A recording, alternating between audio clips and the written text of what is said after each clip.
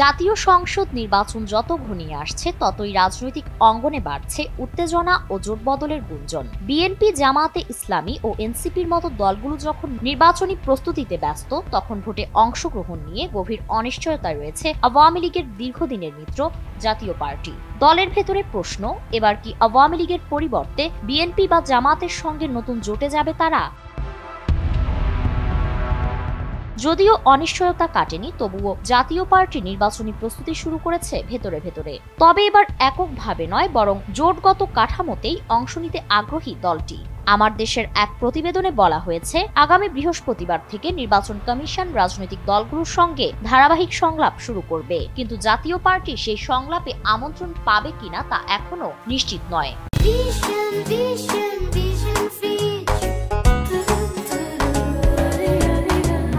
যদিও দলটি নিবন্ধিত রাজনৈতিক দল হিসেবে ইসির তালিকায় রয়েছে, তবুও সাম্প্রতিক অভ্যন্তরীণ কোন্দল এবং নতুন কমিটি গঠনকে কেন্দ্র করে ইসিতে জমা দেওয়া দুটি ভিন্ন দাবি এখন তাদের অবস্থানকে আরো জটিল করে তুলেছে।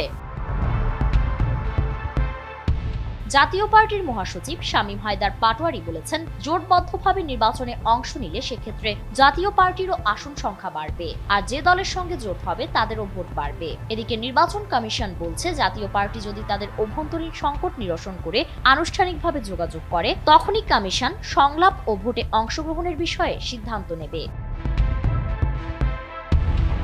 তবে গণ অভ্যুত্থানের পর থেকে জাতীয় পার্টি অনেকটাই কোণঠাসা হয়ে পড়েছে।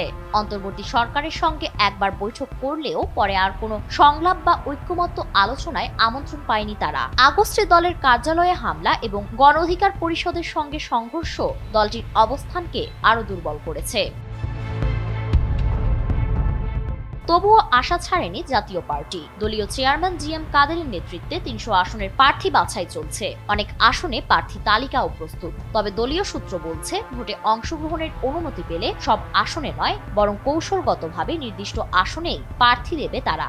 উল্লেখ্য, ২০০৮ সালের নবম জাতীয় সংসদ নির্বাচন থেকে শুরু করে ২০২৪ সাল পর্যন্ত আওয়ামী লীগের সঙ্গে নানা সময় জোটবদ্ধ হয়ে নির্বাচনে অংশ নিয়েছে দলটি। কিন্তু ২০২৪ সালের ৫ আগস্ট আওয়ামী লীগ সরকারের পতনের পর দলটি রাজনীতিতে কোণঠাসা হয়ে পড়ে। এরপর থেকেই দলটির ভেতরে বিভাজন দেখা দেয়। জিএম কাদেরকে বাদ দিয়ে আনিসুল ইসলাম মাহমুদকে চেয়ারম্যান করে নতুন কমিটি গঠন করে একটি অংশ।